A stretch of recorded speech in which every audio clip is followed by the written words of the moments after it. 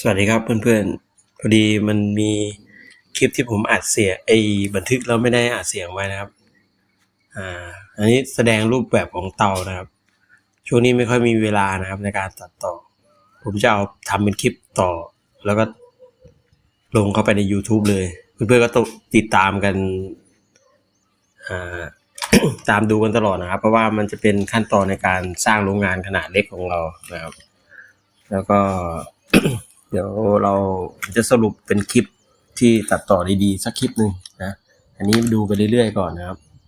เดี๋ยวไงเนี่ยฝากโอเคครับกดติดตามฝากSubscribe ด้วยนะครับได้เห็นรูปร่างที่แท้จริงของเตาทอง001นะครับโมเดลแรกและน่าจะมีโมเดลต่อไปครับเดี๋ยวพัฒนาไปเรื่อยๆแต่เพื่อนยังไม่เห็นไอ้ถังบำบัดเนาะถังบำบัดมันไม่มีไฟฟ้าครับตรงนี้นะเอาดูผมขยายโทษนะครับเดี๋ยวงั้นคลิปเอาไว้เอาอีก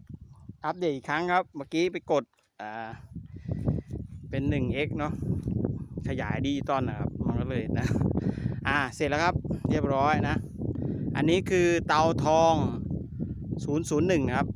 โมเดลแรกนะผมทำมาปีหนึ่งเนาะได้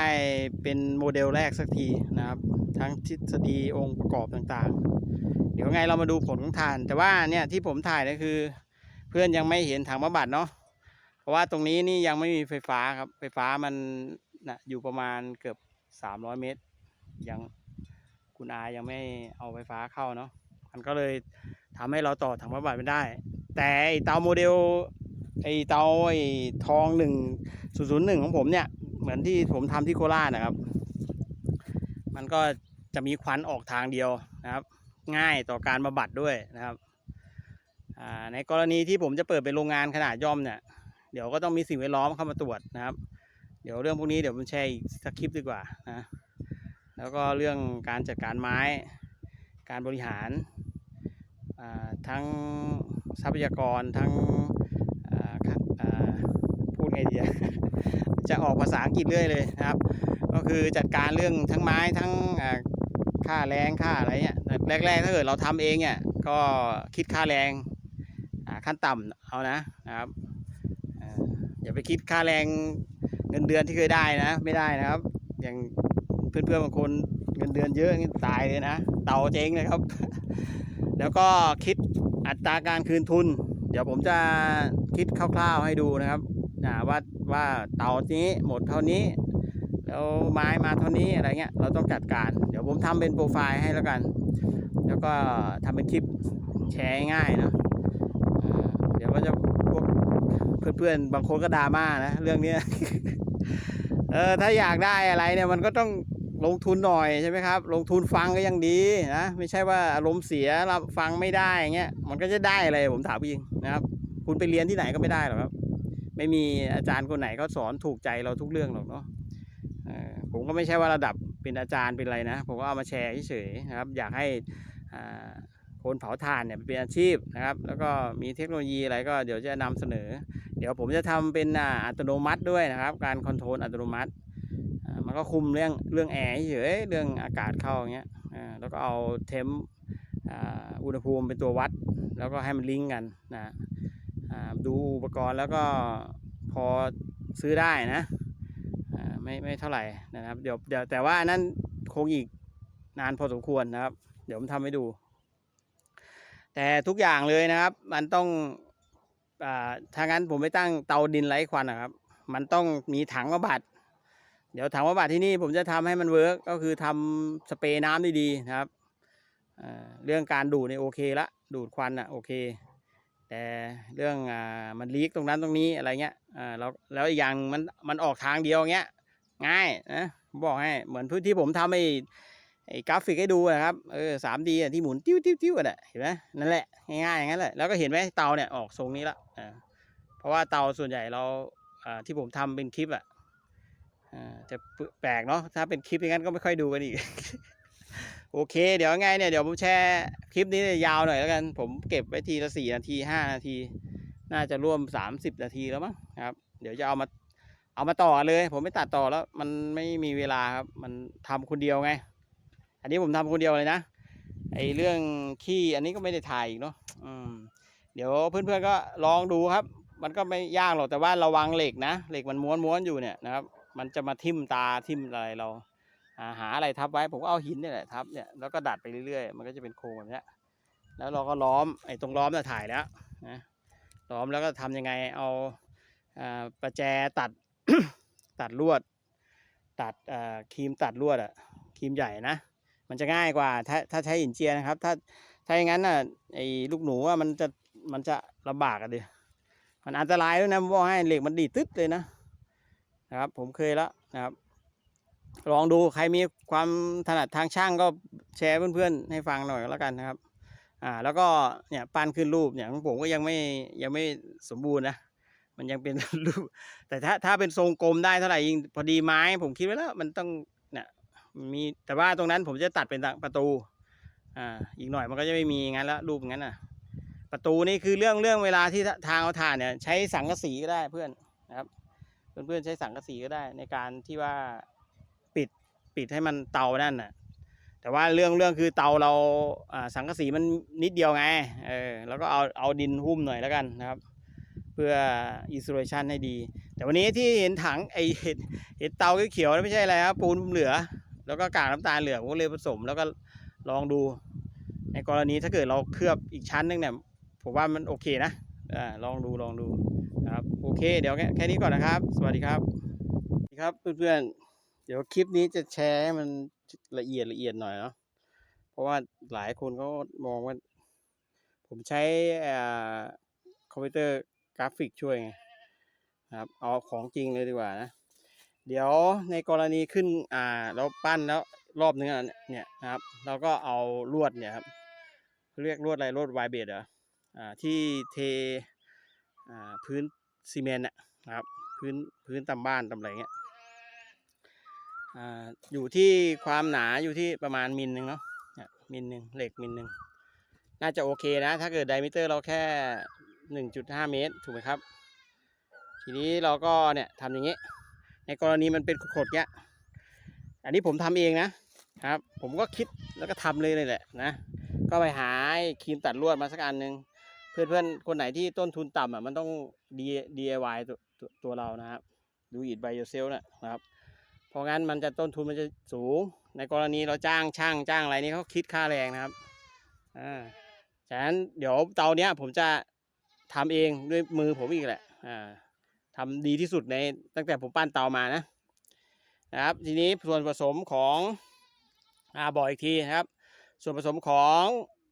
ดินที่เราปั้นเนี่ยนะครับมันก็มีดินหนึ่งดิน2แกลบ3น้ำตาล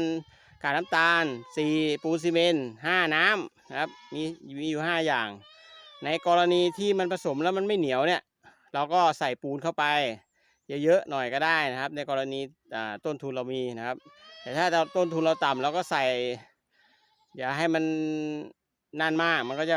ไม่ค่อยแข็งตัวนะครับถ้าปูนซีเมนต์มันนั่นน่ะมันจะเป็นแบบสีเห็นไหมเวลามันแห้งนะครับทีนี้เวลาที่เราไวเบดเนี่ยมันจะมาเป็นม้วนนะครับ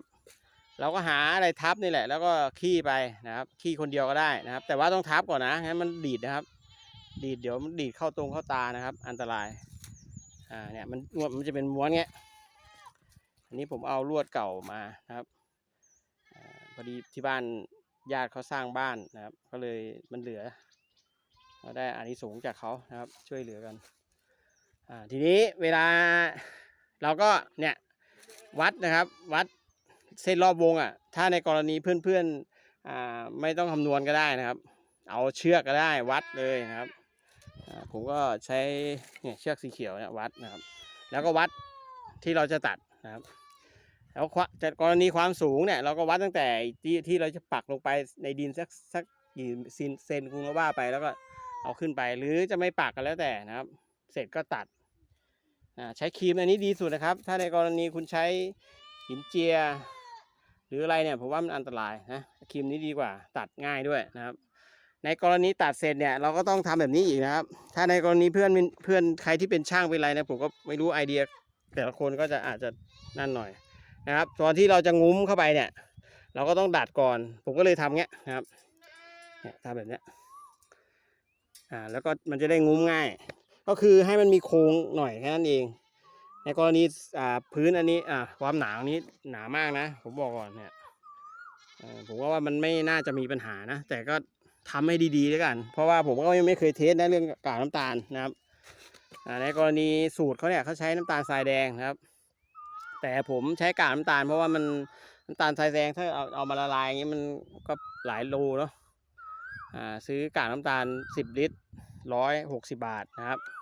ในกรณีเพื่อนจะใช้ก็คือตามสูตรเลยมันใช้น้ำทรายแดงน้ำตาลทรายแดงนะครับสูตรของคนปั้นเมนนะครับแต่ก่อนเขาแชร์ไว้ใน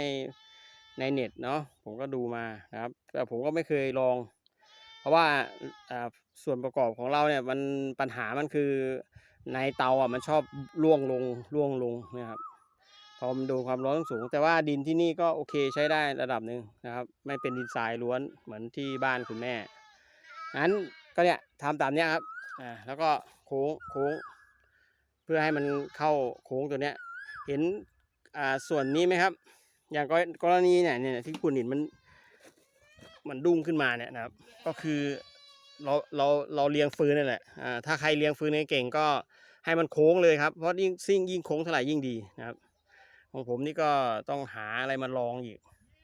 แล้วก็ทำให้มันโค้งที่สุดขนาดผมปั้นมาตั้งกี่เตาแล้วเนี่ยนะมันก็ยังไม่เพอร์เฟกต์ นี่แหละเขาเรียกสกิลครับความสามารถทักษะนะในการทำก็ต้องศึกษาทำยังไงอย่าลืมนะต้องใช้ครีมตัดดีกว่าครับมันอันตรายเหมือนกันนะไอตัวเนี้ยไวเบนเนี่ยมันดีดตาแล้วบอดเลยนะเนี่ยเห็นไหมถ้าเกิดเราไม่ดัดมันจะเป็นเงี้ยเพราะปูนมันยังไม่ดินกับปูนยังไม่แห้งเนาะโอเคเดี๋ยวยังไงเนี่ยเดี๋ยวต่อกันแล้วลงให้แล้วกันเพราะว่าผมก็เห็นคนผมก็ทำให้ดูนะหมายถึงว่าแต่ว่าเขาก็คือเพื่อนๆก็คงจะอีกทำอย่างนี้ใครก็ทำได้หรอกเงี้ยดูของจริงเลยดีกว่าเพราะว่าผมไม่เคยถ่ายครับที่ทำแต่ละครั้งนะมันเหนื่อยมันไม่มีคนถ่ายให้ไงนะอันนี้ก็ลองทำคลิปแตกต่างดูแล้วกันนะจะเอาตัดแต่ละตอนดูให้นะครับในกรณีถ้าเราไม่มีแกะเราก็เอาขี้เลื่อยได้นะครับหรือขี้วัวก็ได้นะครับมูลวัวน่ะมูลวัวเอามาผสมแล้วก็ดินส่วนหนึ่งน้ำตาลนิดนึงนะครับน้ำตาลไม่ต้องเยอะแต่ผมก็ไม่รู้นะว่ามันจะขนาดไหนมันก็ต้องมีอัตราส่วนนั่นแหละนะอัตราส่วนที่แน่นอนแต่ว่าเราก็จะให้มันเละแล้วกันปั้นให้มันหมาดๆหน่อยแล้วดูก็คือดูผลของเตาด้วยนะเวลาได้ทานปุ๊บเนี่ยเราจะรู้แล้วว่าดินมันเป็นยังไงดินที่เราปั้นเนี่ยนะถ้ามันค่อนข้างแข็งเนี่ยโอเคเลยแต่ถ้ามันยุ่ยนั่นแหละมันก็ต้องจัดการอีกทีนึงนะที่เรื่องที่ใส่แกนเนี่ยคือเรื่องคือให้มันมีอะไรจับมั่งเนาะแล้วก็พยายามปั้นแบบนี้นะก็คือมีทรงเนี่ยมีทรงขึ้นในแนวดิ่งเลยนะครับอย่าไปโค้งถ้าไปโค้งแบบเนี้ยถ้าไปโค้งแบบป้านมากๆเนี่ยมันน้ำหนักมันกดลงไงมันจะพังนะครับแต่ประตูเตาเนี่ยผมจะเปิดทางนี้เปิดเอาถ่านเอาอะไรทางนี้ผมก็เลยเว้นไว้นะโอเคงั้นแค่นี้ก่อนนะครับสวัสดีครับ